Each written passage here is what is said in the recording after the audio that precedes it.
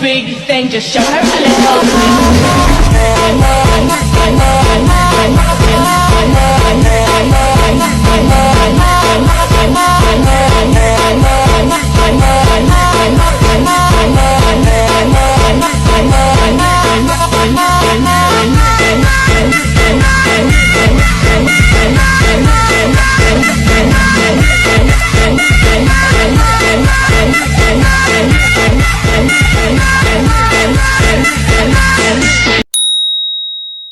Assalamualaikum warahmatullahi wabarakatuh.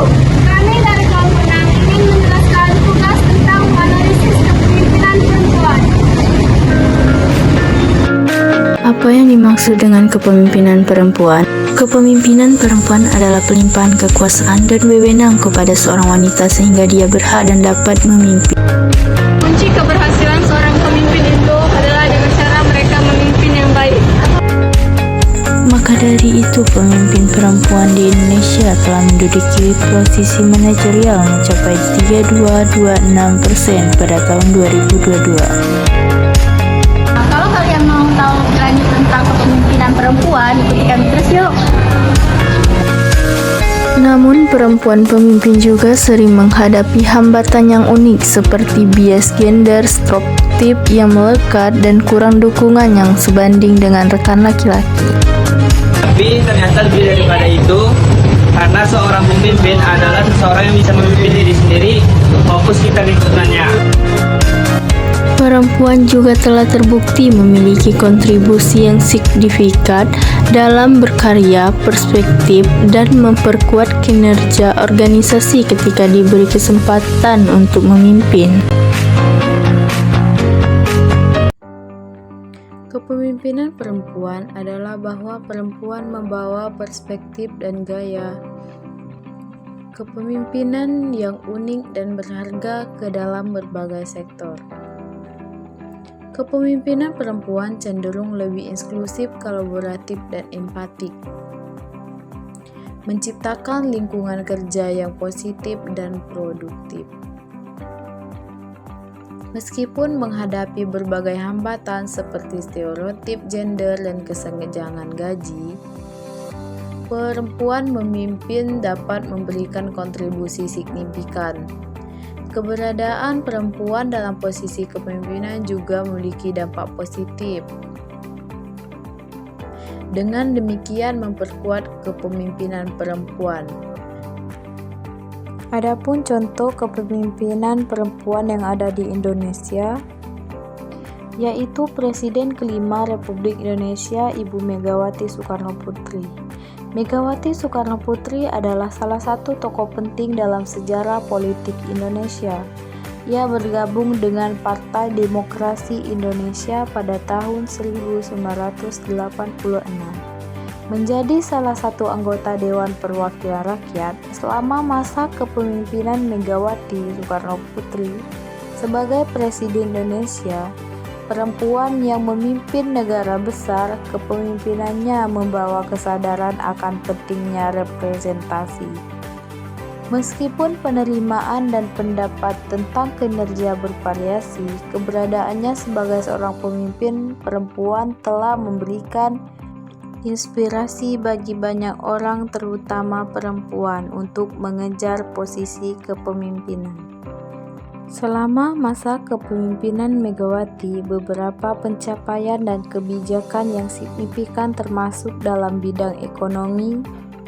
Stabilitas ekonomi di bawah kepemimpinan Megawati, Indonesia mengalami pemulihan ekonomi setelah krisis keuangan Asia. Stabilitas ekonomi yang dicapai meskipun terdapat berbagai tantangan yang dihadapi. Beberapa contoh utama meliputi 1. Pemulihan ekonomi pas. Beberapa langkah dan kebijakan yang diambil memberikan kontribusi terhadap stabilitas ekonomi negara. 1. Pemulihan ekonomi pasca krisis 1997 sampai dengan 98. Pertumbuhan ekonomi di bawah kepemimpinan Megawati, ekonomi Indonesia mulai menunjukkan tanda-tanda pemulihan. Pertumbuhan PDB Indonesia meningkat secara bertahap mencapai sekitar 4-5% per tahun. Stabilisasi inflasi, pemerintah berhasil menurunkan tingkat inflasi yang tinggi selama krisis menjadi lebih stabil. 2. Restrukturisasi perbankan. Reformasi sektor perbankan. Program restrukturisasi perbankan dilanjutkan untuk memperbaiki sistem keuangan. Ini termasuk penutupan bank-bank yang tidak sehat dan penyelamatan bank-bank yang penting. Penyelesaian aset bermasalah. Badan Penyihatan Perbankan Nasional berperan penting dalam pengelola dan penjualan aset bermasalah. 3. Reformasi fiskal dan moneter. Kebijakan fiskal yang lebih ketat. Pemerintah menerapkan kebijakan fiskal yang lebih ketat untuk mengendalikan defisit. Pengurangan subsidi energi, meskipun kontroversial, juga merupakan bagian dari upaya ini.